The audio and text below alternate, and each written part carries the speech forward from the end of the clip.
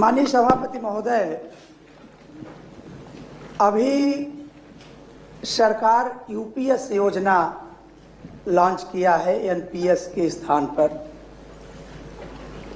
और भारतीय जनता पार्टी की ही सरकार राजस्थान और छत्तीसगढ़ में है, वहाँ पर पुरानी पेंशन दी जा रही है। यहाँ तक कि हिमाचल प्रदेश, पश्चिम बंगाल, झारखंड में भी पुरानी पेंशन दी जा रही है।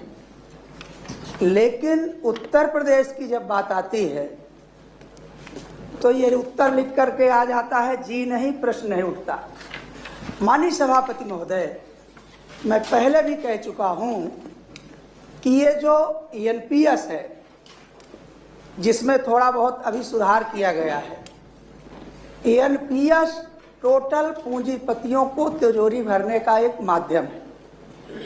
और आज भी जो ये यूपीएस के सुधार की बात करते हैं, यदि हमारा कोई कर्मचारी 52 वर्ष में रिटायरमेंट ले लेता है तो उसे 8 साल इंतजार करना पड़ेगा पेंशन पाने के लिए। और जो सबसे बड़ी इसमें खामी है कि कर्मचारियों का 10% जबरदस्ती उगाही करके उसमें जमा किया जाता है।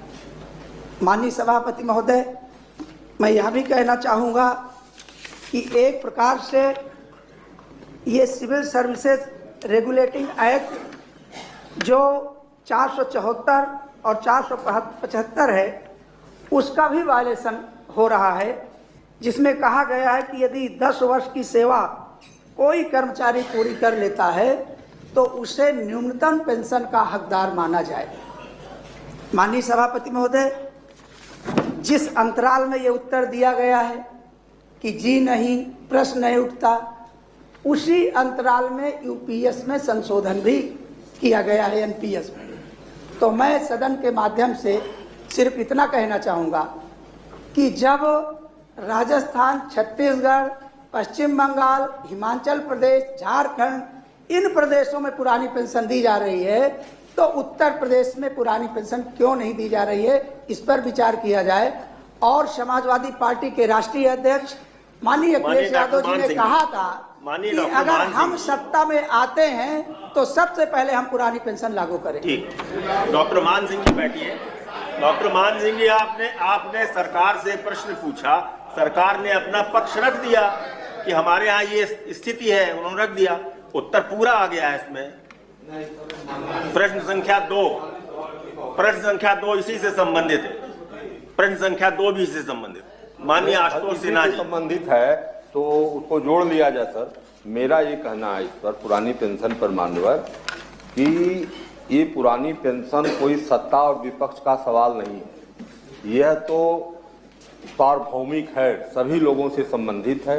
और पूरा समाज जब चाहता है कि पुरानी पेंशन लागू हो तो सरकार को एनपीएस को बदलकर यूपीएस करने की आवश्यकता क्या है? अगर पुरानी पेंशन पर 10 लाख लोग हम लोगों के साथ नई दिल्ली गए थे, रामलीला के मैदान में वहां प्रदर्शन किए, भी फिर से प्रदर्शन करने जा रहे हैं, और सब लोग मानते हैं कि बुढ़ापे की लाठी है, इसका होना जरूरी है, इसी से बढ़ोतरी में सेवा होती है जो रिटायर होता है, तो इसको सरकार को सहर्ष मान लेना चाहिए। मैं आपके माध्यम से सभापति महोदय, नेता सदन से उदारता पूर्वक इस पर जो है इसका समर्थन चाहता हूं कि यह सरकार को जो है की तरफ से इस पर जो है समर्थन देने का कष्ट करेंगे। ठीक है। प्रश्न संख्या 2 श्री आशुतोष सिन्हा जी। माननीय वित्त मंत्री जी। उत्तर प्रदेश राज्य में वर्तमान में यूनिफाइड पेंशन स्कीम लागू नहीं है। ऑल पेंशन स्कीम के लाभ हेतु विकल्प चुनने के संबंध में शासनादेश संख्या 14 निम्नलिखित दिनांक 22 अगस्त 2024 जारी किए गए हैं। उक्त शासनादेशों में यह प्रावधान किया गया है कि उत्तर प्रदेश सरकार के कार्मिकों एवं परिषदीय विद्यालयों, शासन से सहायता प्राप्त शिक्षण संस्थाओं, राज्य सरकार द्वारा अनुदानित स्वशासित संस्थाओं जिसमें राज्य कर्मचारियों की पेंशन योजना की भांति पेंशन योजना लागू रही है और जिनका वित्त पोषण राज्य सरकार की संरक्षित निधि से किया जाता है, ऐसे सभी कार्मिकों को उस पद या रिक्त के सापेक्ष नियुक्त किया गया है जिसे भर्ती नियुक्ति के लिए राष्ट्रीय पेंशन प्रणाली की अधिसूचना की तारीख तथा दिनांक 28/3/2005 के पूर्व विज्ञापित अधिसूचित किया गया था और दिनांक 1/4/2005 को अथवा उसके पश्चात सेवा में कार्यभार ग्रहण करने पर राष्ट्रीय पेंशन प्रणाली के अंतर्गत कवर किया गया है। Uttar Pradesh retirement benefits rules 1961 के अधीन कवर किए जाने के लिए एक बार विकल्प दिया जाए। उपरोक्तानुसार धन्यवाद। माननीय आशुतोष जी। माननीय सभापति जी, क्योंकि मैंने प्रश्न किया था कि सरकार जिस तरह से एनपीएस से यूपीएस चुनने की बात कर रही है, क्या ओपीएस चुनने का भी मौका देगी?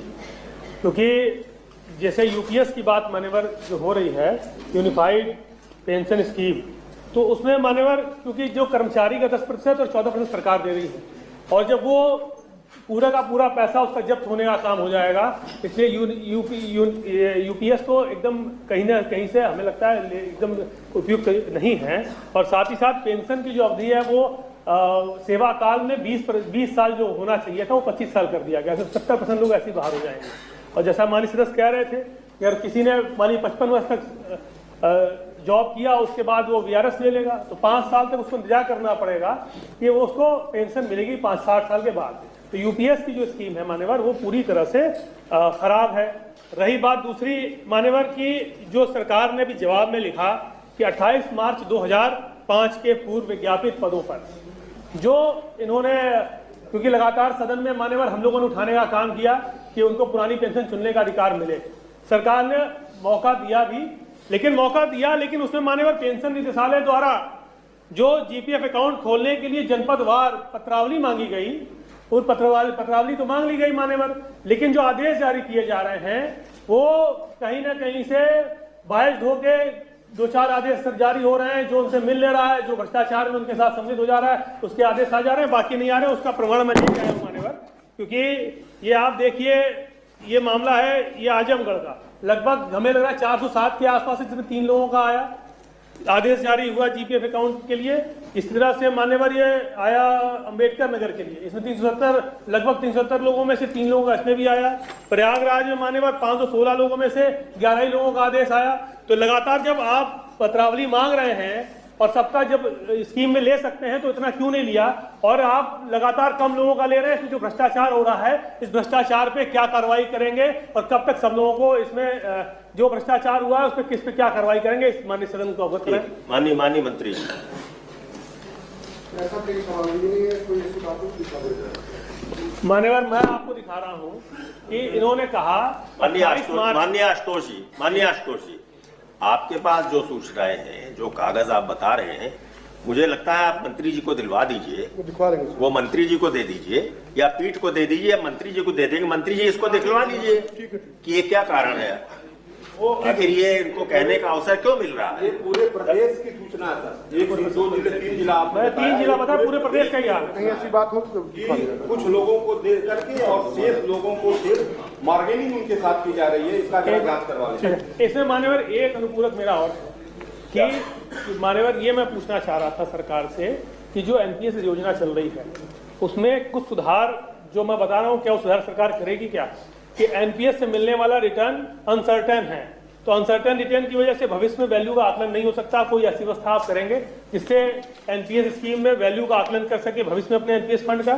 क्या एनपीएस में न्यूनतम रिटर्न की गारंटी नहीं है और एनपीएस से निकलना, एग्जिट होना बहुत कठिन है, तो all citizen of Indian sector के अंतर्गत 5 साल बाद ही आप निकल सकते हैं, एग्जिट हो सकते हैं, प्रीमेच्योर एग्जिट ले सकते हैं। तो क्या कोई ऐसी व्यवस्था करेंगे कि उसके पहले हम माननीय आशुतोष जी, हम अपने सुझाव लिखकर मंत्री। नहीं सर, सुझाव नहीं, मैं पूछ रहा हूँ कि सर करेंगे कि नहीं करेंगे सर? नहीं सर मैं पूछ रहा हूँ सरकार। नहीं, ऐसा नहीं है। अब यहाँ बैठकर आपने पूछा सर, अनुपूरक पूछ रहे अपने प्रश्न। नहीं, यहाँ बैठकर वो तुरंत उत्तर नहीं दे सकते। सर संरक्षण की उम्मीद आप उनको दे दीजिए और ये आग्रह करिए कि इस पर विचार करें, वो सर वही मैं पूछना चाहता हूं, आपके सुझाव पर विचार करें, ये आग्रह करिए। सर कई साल से हम लोग पूछ रहे हैं, विचार नहीं हो रहा। मैं सर आपके माध्यम से सर आपका संरक्षण चाहता हूँ, 2-4 चीज पूछ ले रहा हूँ सर, बता दे सरकार करेगी कि नहीं करेगी। सर हम लोग भी कम से कम उससे, उनके पास सूचना होगी तभी तो बता पाएंगे। एनपीएस से संबंधित सूचना पूरी मंत्री जी लेके आए? नहीं, पूरी मंत्री जी व्यवस्था लेके आए। मंत्री जी आपके पास सूचना है जो पूछ रहे हैं? बताएं कि पेंशन में जो है वो इनकम टैक्स में जो एनपीएस की जो पेंशन मिल रही है,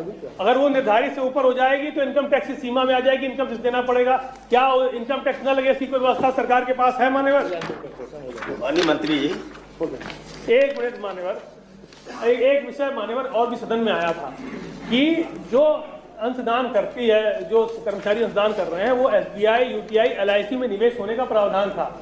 सदन में मान्यवर ये मामला आया कि 25 जनपद ऐसे थे जहां प्राइवेट अधिकारियों और कर्मचारियों की मिलीभगत से प्राइवेट जगहों पे लग गए पैसे और पैसा फंस गया कर्मचारियों का, तो उस पर कार्रवाई की बात हुई थी मान्यवर। क्या सरकार ने कोई कार्रवाई की है उस पर? लगातार क्योंकि NPS खराब योजना है, OPS लागू करनी चाहिए। क्या आप पुरानी पेंशन लागू करेंगे? ये सारी चीजें आप संशोधन कर दें या तो पुरानी पेंशन लागू कर दें मान्यवर, यही हमको बता दें। ठीक है माननीय मंत्री जी, माननीय नेता सदन, आप कुछ जो प्रश्न किया था उसको उत्तर आ गया। और वही जो समस्या को संशोधन किया गया, इसमें जो है ना, राष्ट्रीय पेंशन प्रणाली के अंतर्गत अनुबंध सुविधाएं, ग्रेजुएटी, अवकाश नवीनीकरण, सामूहिक विवाह योजना, राष्ट्रीय पेंशन प्रणाली से आच्छादित किसी कर्मी की मृत्यु सेवा काल में होने पर मृतक के आश्रितों को यह विकल्प उपलब्ध है कि पुरानी पेंशन योजना में अनुबंधित पारिवारिक योजना अथवा राष्ट्रीय पेंशन योजना में से किसी एक का चुनाव कर सकते हैं। राष्ट्रीय पेंशन प्रणाली के अंतर्गत Tier 1 और Tier 2 खाते खोलने का प्रावधान है। और जहाँ तक नियुक्ता कर्मचारी के वेतन का पहले 10% था, हमारी सरकार ने बढ़ा करके इसको 14% किया गया। सरकार 14% जमा करेगी और नियुक्ता कर्मचारी 10% जमा करेंगे। सारी सुविधाएं दी गई हैं। और जहाँ तक विगत 10 वर्षों में राष्ट्रीय पेंशन प्रणाली के अधीन निवेशित राशि पर रिटर्न औसत 9.15% वार्षिक रहा है, जो किसी भी जमा योजना अथवा GPF आदि से कहीं अधिक है। कहीं भी कर्मचारियों को चिंतित होने की आवश्यकता नहीं, सरकार उनका प्रदान है। आशुतोष जी, अब आशुतोष जी क्या है? सर आपका इसलिए चाह रहा हूँ कि सरकार ने जो जवाब दिया और जो अधिकारियों ने जवाब सरकार से दिलाया, एकदम गलत बयानी करा रहे हैं मान्यवर। पहली चीज़ तो क्योंकि मैंने जो बात कही कि आपके मान्यवर समक्ष सारी बातें आई थी, आपने व्यवस्था भी दी थी कि जो SBI, UTI, LIC में पैसा लगना था, 25 जनपद ऐसे थे जहां वो प्राइवेट कंपनियों में लगा दिए गए। ऐसे बाबुओं पे, ऐसे कर्मचारियों पे, ऐसे अधिकारियों पे कार्रवाई हुई कि नहीं हुई? और लगातार इतनी व्यवस्था गड़बड़ है। जो लगातार ये बात कर रहे हैं कि 10% कर्मचारी का लग रहा है और 14% गवर्नमेंट दे रही है, इन्हें UPS योजना ले आएंगे तो पूरा पैसा लैप्स हो जाएगा मान्यवर। आपको मैं बता दूं, डॉक्टर राम बालक चौबे सेवानिवृत्त प्रधानाचार्य हैं हमारे यहाँ विद्यापीठ इंटर कॉलेज गड़खड़ा के। उन्होंने 2019 में जब ये रिटायर हुए तो मूल वेतन 96,800 था, अब इसमें पेंशन मिल रही है 4,044 रुपये। उसी तरह मैं बताऊँ, किरण श्रीवास्तव जी थी, शिक्षिका थी, प्रेम बहादुर इंटर कॉलेज खालिसपुर में, इनको 3100 रुपये पेंशन मिल रही है। माननीय आशुतोष जी, ये आप तो ये सूचना लेकर आए हैं जी मान्यवर, इससे संबंधित वो तो लेकर आए नहीं है सूचनाएं, तो आप सदन में पूछ रहे हैं, या तो आप लिख कर उनको दीजिए और वो उसकी आपको उसकी सूचना एकत्रित करके वो आपको जवाब दे दे। आपके पास अब सूचना है सर, सरकार से कोई सूचना किसके? ऐसा नहीं होता है, पूरे प्रदेश की सूचना थोड़ी उनके पास। सर ये OPS लागू करने, सर यही कह दीजिए कि OPS लागू करने, सर पुरानी पेंशन लागू करने, बैठिए माननीय त्रिपाठी जी, बैठिए त्रिपाठी जी कुछ कहना चाह रहे हैं। मैं त्रिपाठी जी अनुपूरक पूछिए। उत्तर को देख रहा हूँ। हाँ, माननीय सदस्य ने पूछा कि यूनिफाइड पेंशन स्कीम लागू है, तो सरकार ने कहा कि उत्तर प्रदेश में नहीं लागू है। पूछा लागू है नहीं, पूछा ये कि चुनने का अधिकार है कि नहीं। आपने कहा कि उसको यहाँ जो है यूनिफाइड पेंशन स्कीम लागू नहीं है। ओल्ड पेंशन स्कीम के लाभ का विकल्प चुनने के संबंध में शासनादेश संख्या 22 अगस्त 24 को जारी किए गए। ये किसके लिए जारी किए गए? और यह ओल्ड क्या यह प्रदेश संघीय ढांचे में नहीं आता? क्या यदि UPS केंद्र में लागू होगा तो यहाँ नहीं लागू होगा? यहाँ तो OPS लागू होने की मांग है, तो क्या सरकार OPS लागू करने पर विचार कर रही है? ये जो जिसको यह किया गया है, जिसका उल्लेख माननीय मंत्री जी ने दिया, यह प्रश्न से संबंधित नहीं है। यह तो उस लोगों के लिए है कि जिनके विज्ञापन 28/3/2005 के पहले जो है विज्ञापित हो चुके हैं, और उनको जो है यह कहा गया 1/4/2005 या उसके पश्चात जो नियुक्त हैं उनको राष्ट्रीय पेंशन चुनने का अधिकार है। तो वो चुनने का अधिकार है, तो ये मानवर जो है अब स्थिति यह है कि जो स्थिति आ रही है, जिस तरह से मतलब शिक्षा विभाग के कार्यालयों की स्थिति है, वो अभी अधूरा है, अभी भी नहीं कुछ पूरा हो रहा है।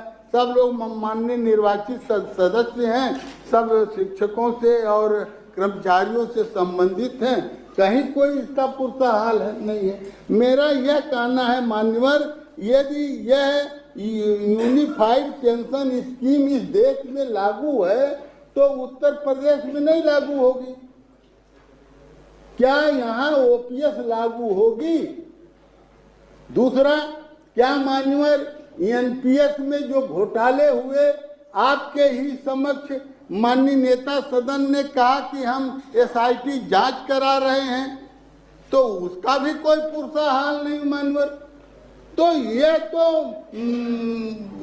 क्या हो रहा है, मैं और नहीं अपने सब मन से कोई शब्द कह सकता। ठीक है, लेकिन आपके सामने, इस सदन के सामने माननीय नेता सदन के द्वारा यदि यह कहा गया कि एसआईटी जांच होगी और वह जांच का आज तक कोई पुरसा हाल नहीं है, यहाँ यूपीएस लागू नहीं होगा, ओपीएस लागू नहीं होगा, तो मान्यवर इस प्रदेश का शिक्षक और कर्मचारी क्या इस देश का आजाद नागरिक नहीं है? इस पर मान्यवर आप कोई दिशा निर्देश दे दे, मेरी आपके पैरबद्ध प्रार्थना। माननीय नेता सदन, जो सवाल है उस सवाल का जवाब माननीय सदस्य सिन्हा जी को दिया गया है कि यूपीएस उत्तर प्रदेश में लागू नहीं है। जो कहीं गड़बड़ी है उसकी जांच की कार्रवाई जो हो रही है, जब रिपोर्ट आएगी वह सदन के सामने आएगी ही, लेकिन जांच की रिपोर्ट जांच पूरे हुए बगैर तो ला करके यहाँ नहीं रखी जा सकती। दूसरा, ओपीएस का विषय, इस पे भी कई बार बताया जा चुका सदन को माननीय सभापति आपके माध्यम से कि ओपीएस की अभी उत्तर प्रदेश सरकार की कोई योजना नहीं है। जो इस समय नेशनल न्यू पेंशन स्कीम चल रही है उसी के अंतर्गत यह सारे रास्ते निकालने के लिए सबको सुविधा दी गई है। लेकिन अलग से जो आप जो सवाल उठा रहे हैं, जो भारत सरकार ने लागू किया, वो सदन का सवाल ही नहीं है। नहीं, सदन का सवाल है मान्यवर। माननीय त्रिपाठी जी, बड़े प्रार्थना के साथ कह रहा हूँ मान्यवर कि यह सदन का सवाल है, यह पूरे प्रदेश के शिक्षकों कर्मचारियों का मामला है कि केंद्र ने यूपीएस लागू किया, क्या हमारी सरकार यूपीएस को नहीं स्वीकार करती या उसमें कोई कमी? माननीय त्रिपाठी जी, नहीं, माननीय त्रिपाठी आप बैठिए मत आए, नहीं उसी आप बैठिए मत आए, मानवर आप बैठिए मत आ रहे हैं कि एनपीएस ही लागू है और एनपीएस में माननीय त्रिपाठी जी जांच माननीय नेता सदन ने इसी सम्मानित सदन में एसआईटी से जांच के लिए कहा, और न यूपीएस लागू है न एनपीएस लागू रहेगा, न तो ओपीएस लागू होगा। माननीय त्रिपाठी जी, क्या होगा? माननीय त्रिपाठी जी बैठिए, त्रिपाठी जी बैठ जाइए, माननीय त्रिपाठी जी बैठ जाइए। उत्तर प्रदेश ने एनपीएस स्वीकार किया है, इसलिए यहाँ एनपीएस लागू है। अभी भारत सरकार ने अपने केंद्रीय कर्मचारियों के लिए यूपीएस लागू किया है। जिस दिन उत्तर प्रदेश सरकार उसको स्वीकार कर लेगी उस दिन यहाँ लागू हो जाएगा। इसमें बहस का विषय क्या है? और जहां तक ओपीएस की बात है, सरकार कह रही है कि वो हमारे विचाराधीन नहीं है। हम भी आपके प्रशंसक ऐसी सदन के सेवक हैं। एनपीएस जो आपके सामने कहा गया कि एनपीएस की जांच के लिए एसआईटी जांच कराएंगे, उसकी जांच के लिए पूरा हाल हुआ, उसकी जांच के लिए नेता सवाल अलग है, इस सवाल से जुड़ा हुआ नहीं है। और अगर जांच का कोई आदेश दिया गया है तो जांच उसकी हो रही होगी, जब जांच रिपोर्ट आएगी सदन में रखी जाएगी। समयबद्ध, जब वो सवाल आएगा वो समयबद्ध कर दे। नेता 6 साल चलेगी जांच, माननीय सभापति जी, 2 महीना, 4 महीना, 6 महीना, उसको ये समयबद्ध सवाल है नहीं इस समय, ये सवाल दूसरा है। और माननीय त्रिपाठी जी बैठिए, माननीय नेता प्रतिपक्ष बैठ जाइए। माननीय त्रिपाठी जी बैठ जाइए। एकदम सवाल त्रिपाठी वही जी है। बैठ जाइए। उसको दिखाऊंगा। माननीय त्रिपाठी जी बैठ जाइए। देखिए, आपने अपना विषय रख दिया। हाँ, रख सरकार दिया। का जो पक्ष है सरकार वही रखेगी। अरे तो आपकी आपका कोई आदेश हो, नहीं, हमारा आदेश नहीं होगा इसमें। हम तो आपसे बात कर रहे हैं। ये नीतिगत विषय, इसमें आदेश नहीं होता है। प्रश्न संख्या 3 माननीय किरणपाल कश्यप जी। नेता सदन माननीय नगर विकास त्रिपाठी जी बैठिए। त्रिपाठी जी बैठिए। जांच के लिए आदेश दिया था तो मैंने वो जांच चल रही है त्रिपाठी जी। भूल प्रशंसा किया कि सदन में त्रिपाठी जी वो जांच चल रही है। वो जांच चल रही है।